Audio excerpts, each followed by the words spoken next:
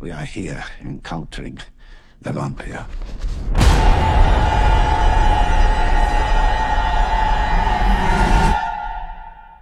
Nosferatu.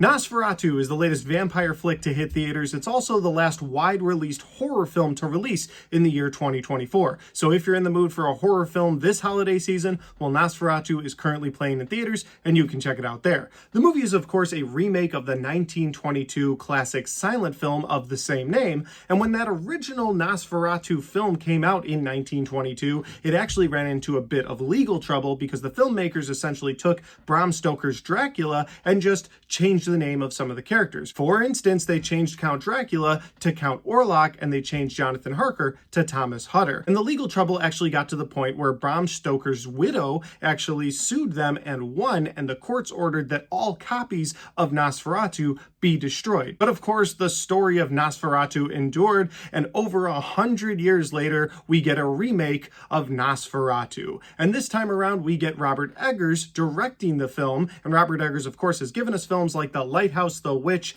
and The Northman, and all three of those films are very different from each other, but all three of them have a very common sense of tension and dread throughout the film. So when I heard that Robert Eggers was going to be directing a Nosferatu film, I got really excited about it. So what is this Nosferatu film about? Well, once again, it takes beats from that original Bram Stoker Dracula book and keeps the names from the Nosferatu film. So once again, instead of Jonathan Harker, you have Thomas Hutter, who is sent from his business to Count Orlok's castle to go make a bit of a land deal. And Thomas, this time around, is played by Nicholas Hoult, which is interesting because Nicholas Hoult played Renfield in the Renfield movie last year, which is the exact same character. So I don't know if Robert Eggers saw that performance and was like, yes, we need you, but we're going to do it serious this time around. But anyway, Thomas Hutter goes to Count Orlok's castle, and Count Orlok is played by Bill Skarsgård in a very terrifying fashion. Very much so a very different way than I've ever seen Dracula or Nosferatu portrayed before,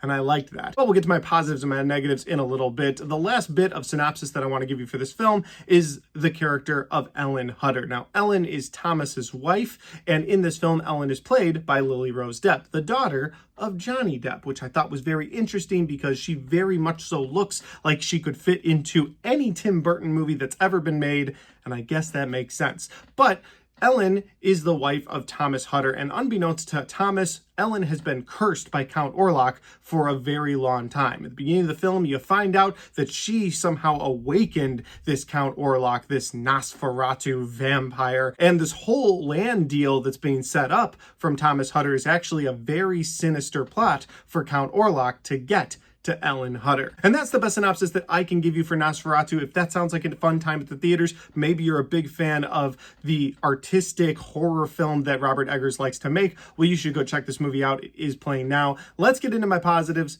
and some of my negatives. The first positive I have for this film is the performances in this movie. We already talked about Nicholas Hoult, Lily Rose Depp, and Bill Skarsgård. We'll talk about Bill Skarsgård a little bit more in a minute, but you also have actors like Willem Dafoe showing up in this movie, doing a great job as a vampire hunter. You have Aaron Taylor Johnson in this film as the best friend of Thomas Hutter in this movie, and sort of the person who ends up having to look over Ellen Hutter while Thomas is out of town on his business trip to Count Orlok's castle. And I thought everybody that I just mentioned did a fantastic job in their portrayal of their characters. Everyone did a very believable job, and I think that goes towards the director as well. I think they were all directed very well, because some of these people haven't always given perfect performances, but I think in this film, they all do a fantastic job. So first and foremost, for my positives, is the casting and the acting. I thought everybody brought their A game to this movie. My next positive has to be the visuals and the overall unsettling atmosphere that Robert Eggers brings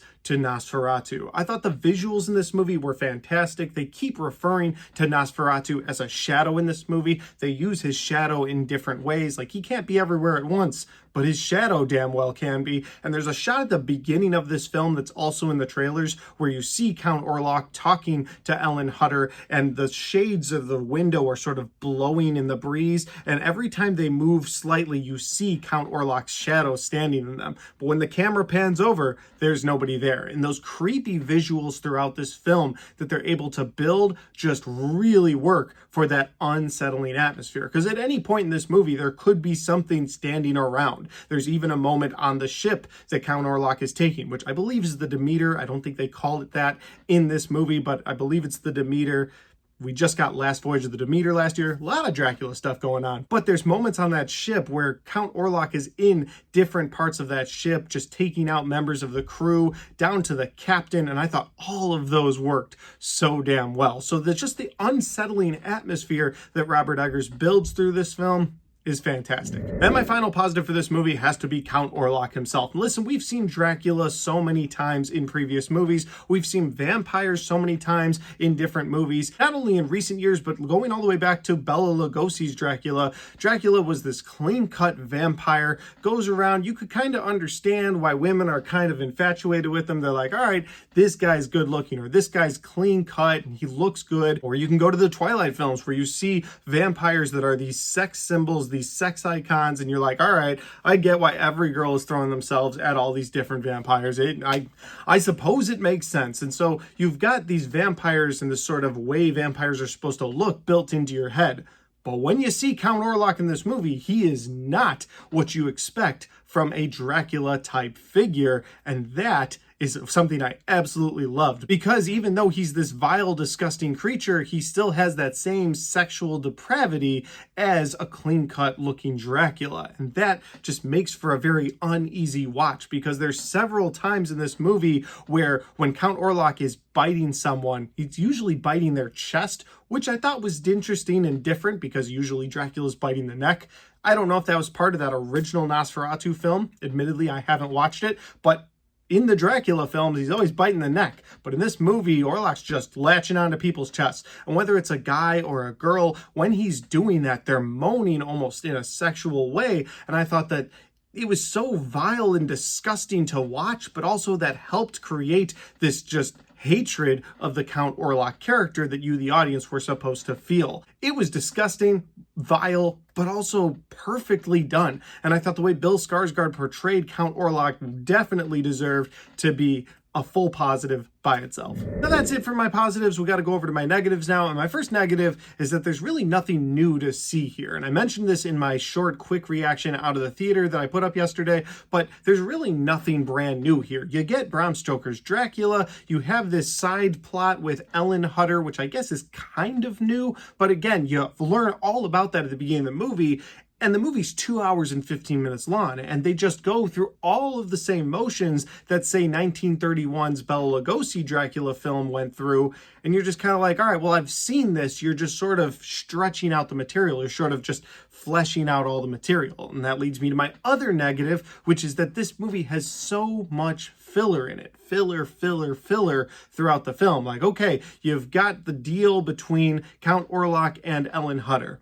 Actually thought that was great. No notes on that. And then you get into Bram Stoker's Dracula portion of the film where Thomas Hutter is sent over, and they take so much time to send him to Orlok's castle. In the original 1931 film, you have Jonathan Harker who's passing through by these gypsies, and they're like, hey, don't go up to the castle. It's a bad idea. And the scene is really fast, and you get that uneasy sense of dread that you're supposed to have. In this film, though, they take a good first act just to take Thomas Hutter and get him to Count Orlok's castle. He does a whole stop in a gypsy village, has a whole dream sequence in this village, and you're just kind of like, all right, you're giving me so much filler here just to get him to where I know he's going to get to, and I know what's going to happen when he gets there. And sure enough, that's exactly what happens when he gets there. I'm not trying to spoil anything here, but if you've seen the original 1931 Dracula film starring Bela Lugosi, you've seen this movie. They've just updated it for 2024 and stretched it out. And those two things are really just my biggest negatives of this film, is that I felt like I wasn't getting anything new. I wanted so much more out of this film, but I really didn't get anything new. I really didn't get anything more. I got great performances, I got great visuals, but I didn't get anything new to the story. You just repackaged the Dracula origin story and redid it for Nosferatu 2024. And I don't know, part of me just doesn't feel satisfied with that. So where do I stand on Nosferatu? Well, overall, I will say if you're a big fan of Robert Eggers and you like the way he builds his visuals and his atmosphere, I don't think you'll be disappointed, and I would recommend that you check out Nosferatu. But if you're not a big fan of Robert Eggers' work, or if you've seen all the different versions of Dracula like I already have, I don't think there's anything new here for you. I don't think you'll walk away feeling very satisfied, because I didn't feel very satisfied. So would I recommend it to you?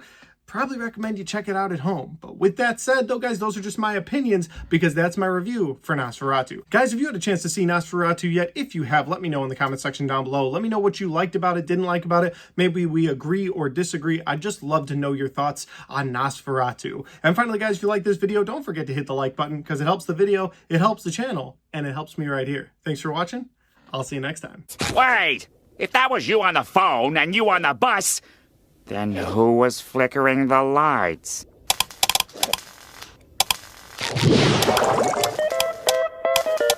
Nosferatu!